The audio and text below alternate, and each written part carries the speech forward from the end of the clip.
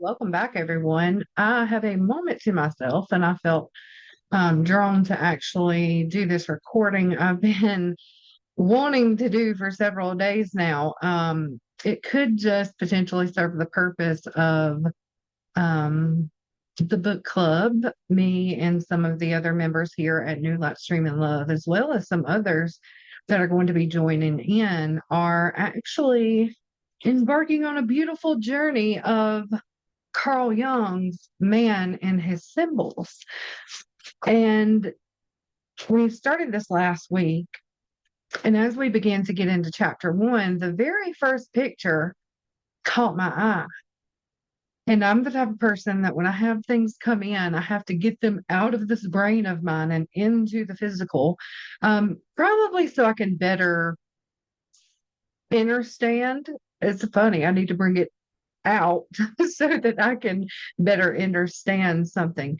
It's just my way of learning. I guess I'm a visual learner, if you will, and definitely hands on. So as I create things, which I bring it into art in a way that embodies what's going on up here. That's just my way of learning. So I get very hands on with it, very visual with it. And I just wanted to share this. Even if you're not in the book club, maybe you've read this book before, maybe you are just a person of symbolism as well. We're going to be taking a look at the symbology of that picture. And as we continue to read right here on the very first page in the first chapter, not the very first page of the book, but the first chapter, it mentions the sun god, Horus, and his sons. And as they read that, because we do read the book, together, a flood of information began to form.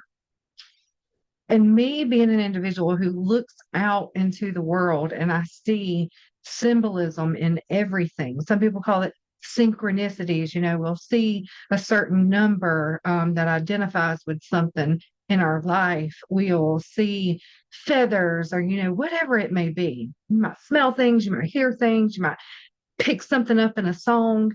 All of that is symbolism. And I have used that in my path of learning to tap into my abilities for a very long time. Um, and so when I seen that picture and then I read the Horus Sons, I was like, hold on. The very first thing that came in for me was the stories that I've read or heard about Horus's sons and how they are protectors of different organs or quadrants within the body. And I know a little bit about Jung's work. And I was like, I know the correlation between emotions that we store or hold within the body and how they can begin to manifest in the physical and sometimes create problems for us. And I'm also a person that likes to talk to my body, as strange as that sounds. And I'll be like, hey, body, shoulder, heel, whatever the case may be, what you got going on here? Like, what are we storing here?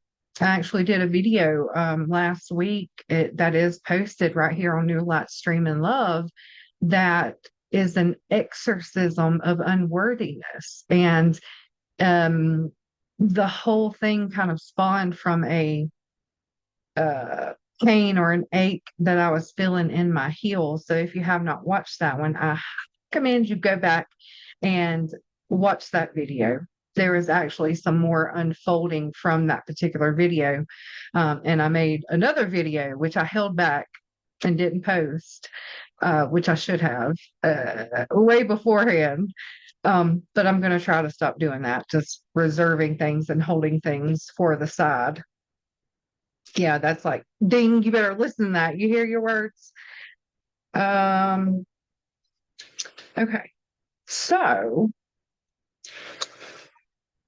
yeah, so we're doing a book club and we're studying this book, and all this information started flooding in. So I actually wanted to openly share this, even if it just serves the purpose of the book club in itself. So I'm going to start with kind of getting you in my zone I feel like that purpose is best going to be served to kind of get you in that state of mind of thinking and seeing like what's in here so I can bring it full cycle. Because that is actually what we are talking about, a cycle of life, the spiral that we go through. That's kind of where I'm at. And I am testing my theory out with the spiral of God. And as I continue to do that, you're going to see more of me and more of my revealing and revelation in itself. I feel like what I'm doing right now, sitting in here in this chair in front of this camera with you, is actually my process of what Jung would term his quaternities, his quadrants of a wheel that we go into thinking, feeling, sensation, and a knowing or an intuition. So there's definitely a cycle or a spiral that has begun to move within me that is sitting right here and expressing myself to you and with my thoughts. So let me pull this up. Share. Let me see the settings here. So I want to bring this one up. Share sound. It doesn't have any sound. So, okay. So when I talk about the spiral, right? In my mind, this is that spiral, the spiral of God, who we actually truly are.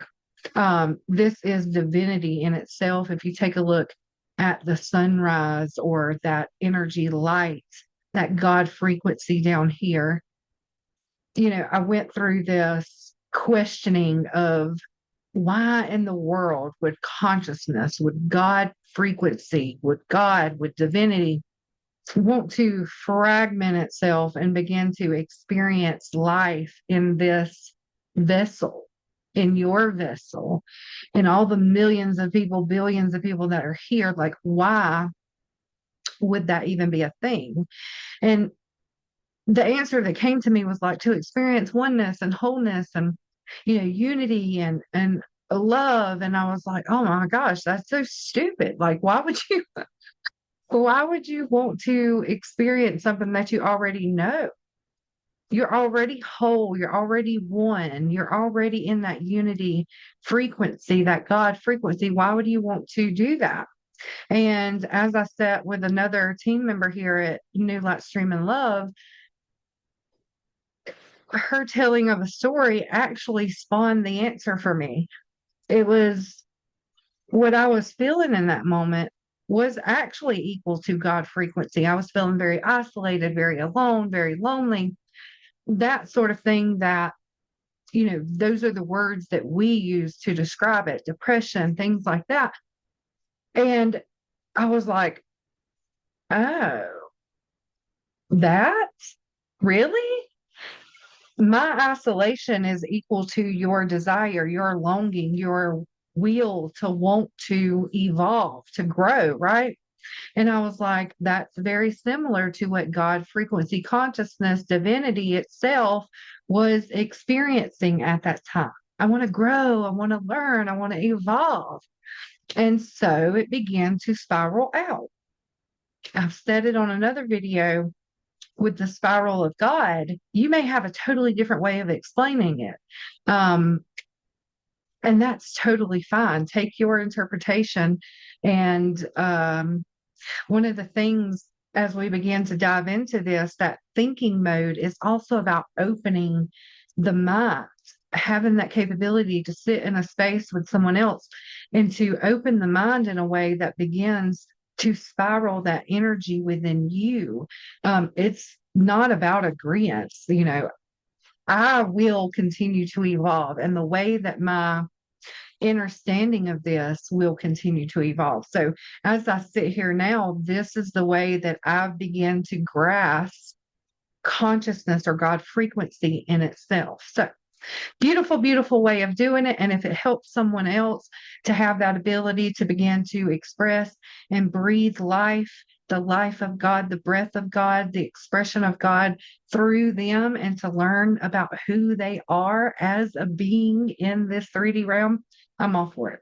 So, this is kind of what's in my mind, right? This is how my mind is processing the spiral of God. Beautiful, brilliant, vibrant colors just moving and swirling. And as I go into a place of stillness, which is that what I was like, oh, it's isolation. It doesn't, I'm just not going anywhere. There's no movement. No, I'm in that void. I'm in that space with God frequency. There's an exchange happening here. As I begin to come out of that and weave a new pattern for the reality that I want to see and experience. I'll go ahead and mention this too, because I feel like this in itself was a big step for me to be able to be in that stillness point, that 0 point with God frequency, and begin to ask, okay, these are the things that I want to experience and pattern in my life. I want this kind of lesson. I want this kind of learning. I want this kind of growth. I want to evolve in this manner. How do you, source, want to experience life through me? So that was just a beautiful thing. And a way of opening up to the concept of God in a way that I never actually have before. So just an incredible journey all on its own. So going back into this. So I just wanted to show you kind of like what my brain is portraying to me. So let me get to the other thing, and we'll get into what I'm talking about with this, what came through for me on the wheel.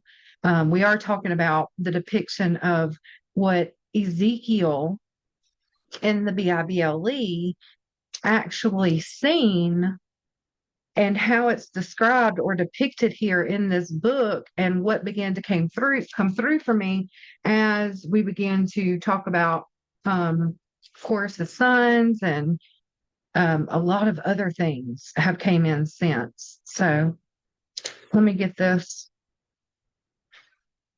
on share. Yes. Give it a minute to pop up. There we go. Okay. So this is my art that I created to kind of get all the symbolism out into the wheel so I can begin to embody this wisdom. Think about this wheel for a moment, okay? Think of it as you in the center point. It's the same depiction of the spiral, just a different point of focus or a different view. And isn't that lovely, right? There's so many different people that have different points of views, have different ways of describing things. And that's wonderful. Like, that is sacred work in itself to have that ability to do that. Yeah. So if you take a look at the center, move this thing on and get that out of my way. Oh no. That's my nephew's. Here we go. Sorry. It's not cooperating in the way that I wanted to. That should be perfectly fine. There we go. It's back. So if we're in the center, in Jungian's model, I do believe that we would be calling that the self. If I am sitting here saying, okay, well, we are fragments or a part of that spiral, a part of that spark, a part of that breath of God, one with God, we would be the center. So as we begin to work through these, in the Jungian model, he says something very similar to, if you want to be completely whole, if you want to be happy, you have to embody these four quaternities, these four quadrants of energies within you. If we take a look at like a Chinese tools and mythology and the way that they work with the body. We bring in the elements, we have to balance the wood and the air and the water and those sorts of things. So there's all kinds of different modalities that we could bring into this. Think in the terms of four balances within that we must concentrate on or bring in together to build or unionize, blend to be whole. And I can see this completely in my own life taking shape as I began to learn about this stuff. So we, as the center, you think about self, the source, the monad, the wholeness. In elemental terms, I think the spirit, ether, would be everything comes together. My default speaker has now changed. But why though? Hold on.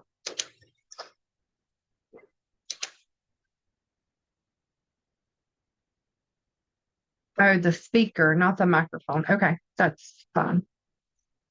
I was about to say, I don't know about that. Okay, let's get back to this.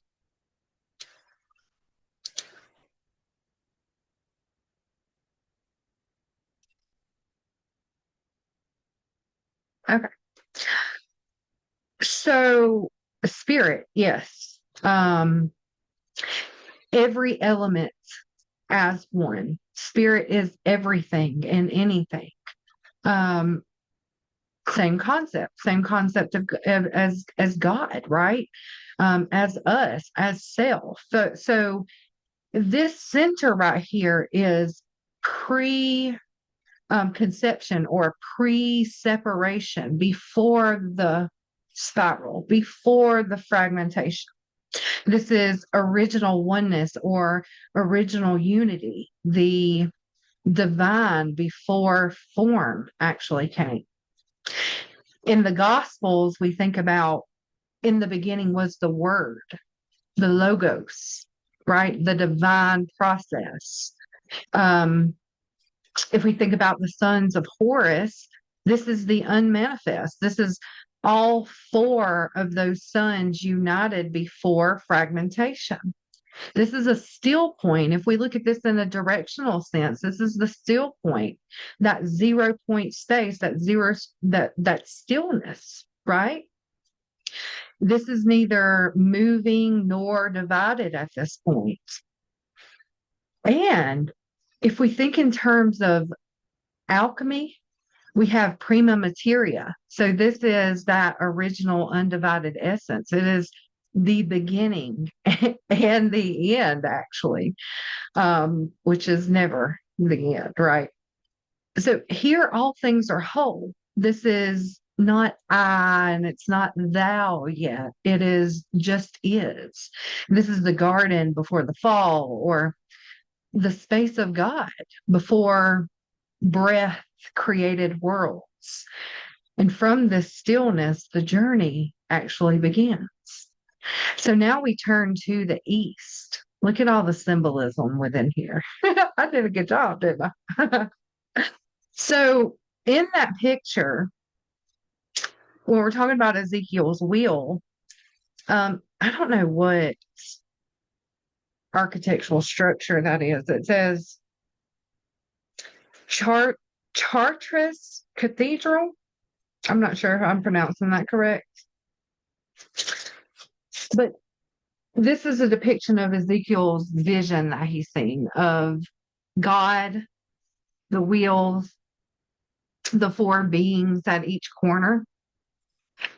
So we have a human, we have the lion, the ox, and the eagle.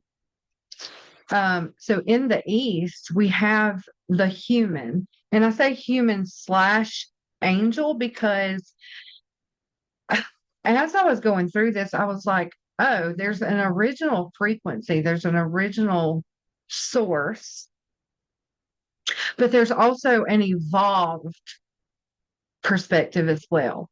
Human, ascended master, human, ascended master, angel, right? I feel like this in its totality is alchemy of the soul. The way that we evolve is just another way to break it down, really. Even Jung, as he was working through his model, this is that wholeness. This is that individuation process, as he calls it. This is how we become whole, thinking, feeling, sensation, knowing. This is how we become, um, yeah, whole, complete, feel happy, to be happiness, to be all that is, because we know it. We're walking experiences of that wholeness. So the East, the human, the angel is here. We're talking about the air element. We're talking about Jung's thinking mind, the rational mind, the logos, the clarity. We're talking about in a spiritual concept, think of it in terms of like, this is the spiritual awakening. This is the spiritual awakening point. This is that first breath. This is where we begin to ask questions. Me with my why? Why is this? Why is that?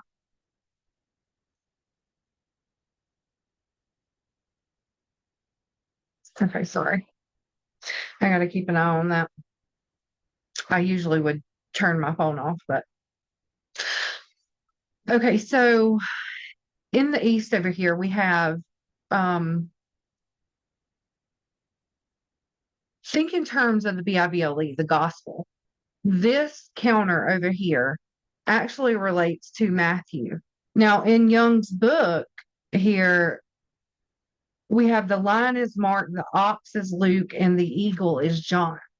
Now, it didn't list Matthew, but I began to think of this particular quadrant, and I was like, we're talking about first, we're talking about where you come from. We're talking about that spiritual awakening point to where we are realizing we are God incarnate. We are here experiencing that, an expression of God as we evolve, as the concept, as the consciousness evolves. Matthew, he begins with the genealogy about lineage and about mind. So that's why I kind of put the DNA sequence there. This is about that spur of the moment, that rising up, that spark within us that begins to seek the knowledge. We began to say, who am I? In Matthew also, Jesus is presented as a man, a teacher, and he comes as the fulfillment of the Jewish prophecy. So again, we have a beginning here. We have something, Christ consciousness, showing up, rising up within us to begin to think about who we are, how we express, how we experience life. When I look at the sons of Horus, INcension goes along with this quadrant. And he was the protector of the liver. And I found that kind of cool because when I think about the liver, I think about the initiator of like an inner purification. Think about that for a moment and how that correlates to a spiritual awakening.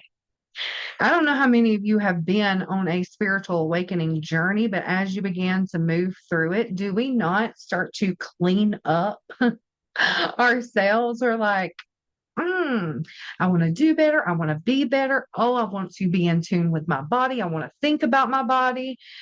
So we begin to purify ourselves. I also feel like there's a purification process within knowledge in itself. Yeah. So in this quadrant is the East. We think about the East as the rising sun, that first light, the beginning of a spiritual journey.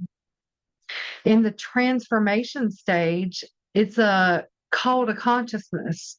It's that moment when we begin to truly seeing something, even if we haven't fully, grasp it yet. We're beginning to embody that. There is something more than this suit that sits right here. And I want to know that. So we're at the beginning stage of weaving that knowing, of bringing all of this in for that wholeness. That's beautiful. So the east kind of marks that spiral's first turn, that breath that enters form. Thought is born, right? Shadow becomes visible too. The human, we awaken, and the rational mind begins to orient and ask and analyze. At least mine does. And this is that logos, that process, the divine process rising up within us. It's the first word out of silence, the first step out of God and into self-awareness. Let's talk about the South. We have the mighty lion here, fire energy. This is where we move into Jung's feeling, that heart, the courage, the value begin to feeling into us. How do we feel about what we're thinking about? you know? In spiritual terms, this is where we began to form or really look at and feel into our identity. Okay, I thought it. Yeah, there's more to life than just this. There's more to me than what I want to than what I know already, and I want to explore that. So, we begin to feel into our identity, our passions, our power. This is where we begin to form that will to actually act. If you think about lion and the fiery energy, the wands and tarot actually comes to mind. And what else comes to mind? The wheel card. In many of my decks and in Rider-Waite tarot, you have these same four beings, energies on that particular card. So this is actually going to kind of open up space for an even more in-depth way of interpreting the wheel card, because I do read tarot. So we think about that movement forward. So in the Gospels, I really think about Mark, even portraying Jesus or Yeshua as this roaring lion full of movement and, like a propelling type of sensation moving forward. It's action oriented. That particular book skips the birth story and it jumps right into the deeds. It's like, we're on a go now. We're doing this. If we talk about the son of Horus, I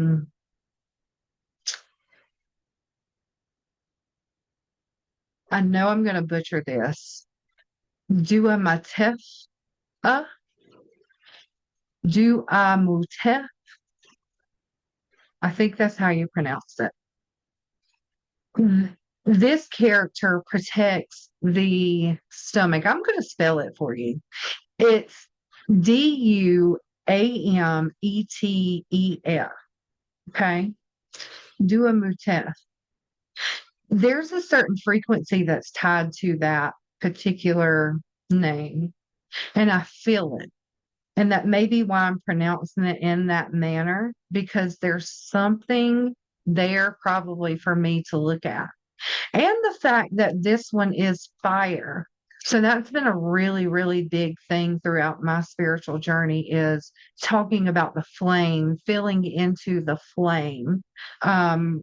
A BQH session, a past life regression that I had many years ago, told me about how I would be working with the flame, be working with the fire element. And I had no idea what in the world that meant at that time. I knew about the fire element, but had no idea what that actually meant.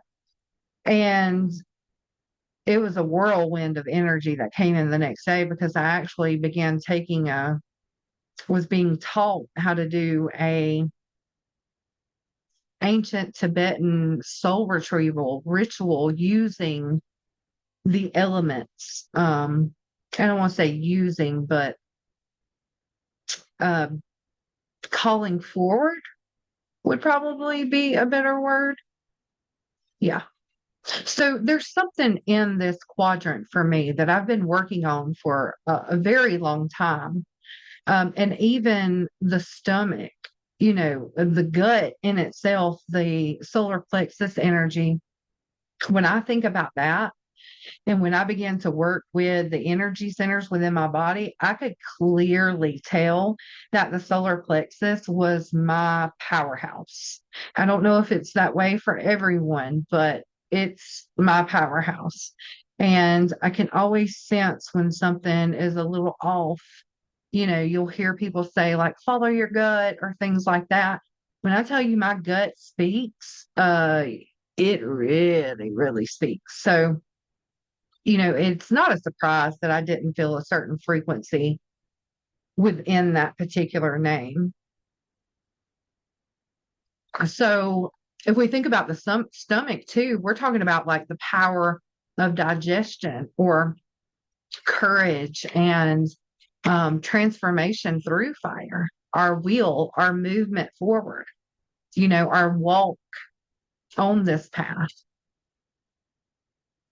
And it is the South, the height of the sun, full illumination, the burning heart. I can't tell you how many times I've sat down to do art or do like frequency music, and I would see this burning, powerful purple flame, and it just expanded my heart so, so much to tap into that energy. And it was a part of my path. It still is. So in this part of like the transformation process, we're talking about like embodiment. This is the decision to fully step into living, to fully step into life itself. We're beginning to feel everything. Okay. The alchemical layer here, we're in the South. This is the awakened human who must act. There's this fire inside that guides you and wants you to move forward. It's almost like a fiery trial of passion and confrontation with self and experiences and your instincts, your bravery, and how you tap into that. Fire begins to consume illusion, but it also forges strength. I can tell you that much from personal experience. The lion roars from the heart, not just thinking about the truth, right? But actually living it.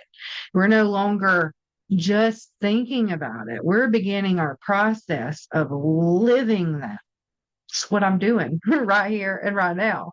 So again, I can totally see why that frequency here in the South is definitely palpable.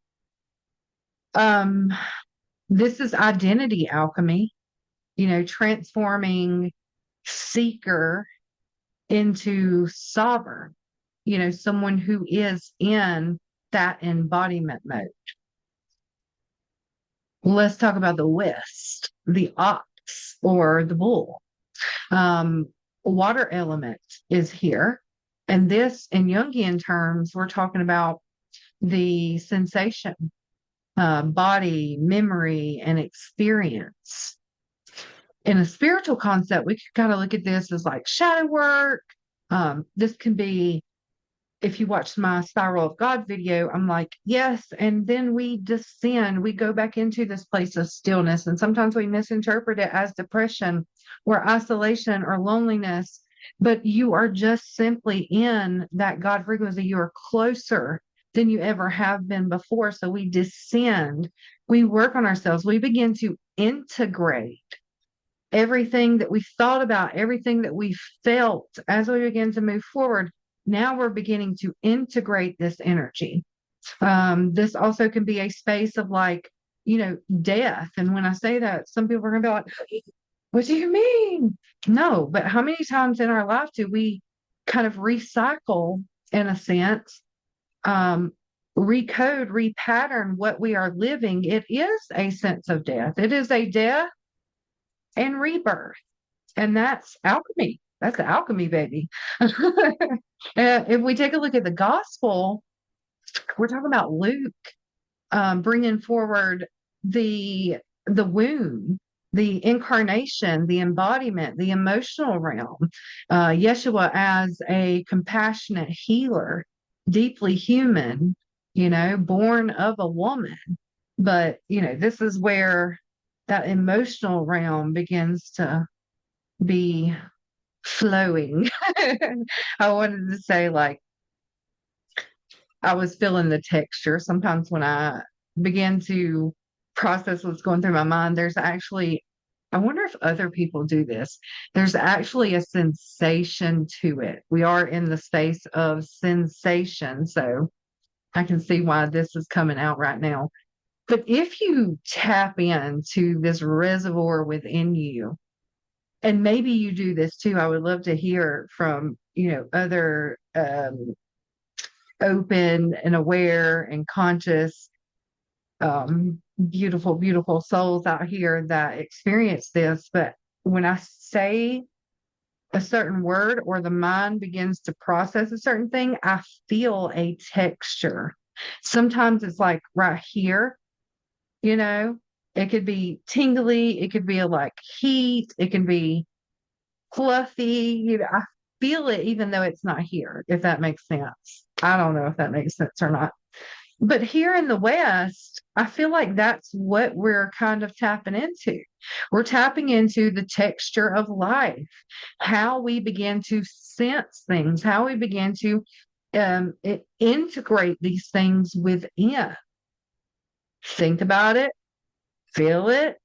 Now we're sensing it. It's here. It's alive, right? The son of Horus here was the guardian of the intestines, the gut truth, and also a purification process as well. We think about the direction of west, the sunset, the descent, the underworld, initiation. So again, we're kind of like going into that space. Oh yeah, I feel this. I feel this. A lot of times during the spiritual journey, we'll actually go through what has been termed the dark night of the soul, right? And we kind of come up out of that as we are surrendering to the unknown. I feel like that's a key point for that experience of the dark night of the soul. We're in it deep. And all of a sudden, there's something within us that's like, okay, I don't know what exactly is happening, but I'm going to continue to move through this. And there's a surrender that actually takes place.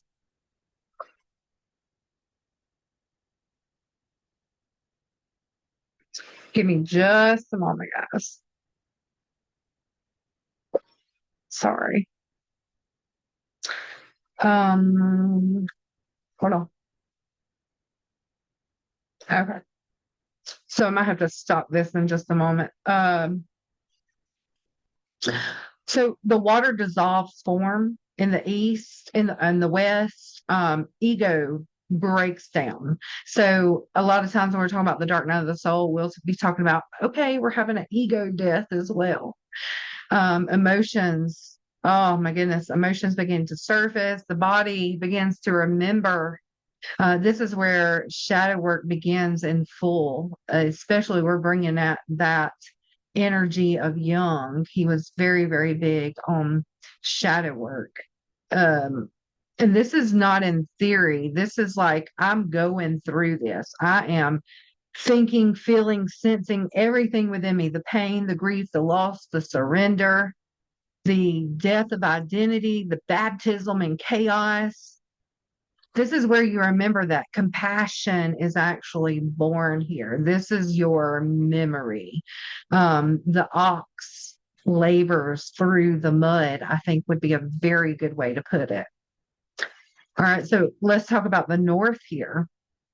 The beautiful eagle, earth element as well.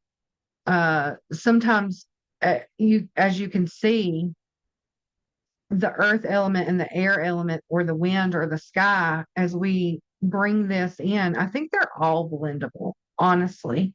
It's not just simply fire over here and earth over here and, water, air. It's a completeness, a wholeness, a weaving, a blending, a spiraling through these as they unionize, as they come together. So this isn't like a 1-step, 2-step, 3-step process. It's all kind of happening at once as we embody, integrate, know. In Jungian terms, I think he would call this quadrant the intuition. This is that divine knowing within us. It's that higher perspective, the wisdom that's always been here. It was just a process of waking it up, filling into it, integrating it, and now we know. I think in the gospel, we would be talking about John, sometimes can overlap with the East. This is that divine word. The ascended one speaks of light and eternity, the ascension process. Horus's sons, Hapi, guardian of the lungs, the breath and the spirit, as we become one with God's source frequency. If we think about the north, the highest mountain, my mountains over here kind of look like clouds, but I promise you they're mountains. So we're talking about that highest peak, cosmic clarity. Alchemy wise, I think we would really be talking about the reclamation of our spirit, of our soul. This is a union between all parts, as above, so below, as within, as without, right? So it is that oneness, that wholeness. The eagle flies above us after descent into the shadow, the west. The north offers this clarity and this insight. And I don't feel like we could get to that point with all the other points and it all bringing itself in. So you rise at this point, not in ego, but in divine wisdom, integrated, beautiful. Earth and sky are one, breath and blood are one. This is the return of the divine perspective, the crown after the crucifixion. It is a spirit through descent. It is you and it is me.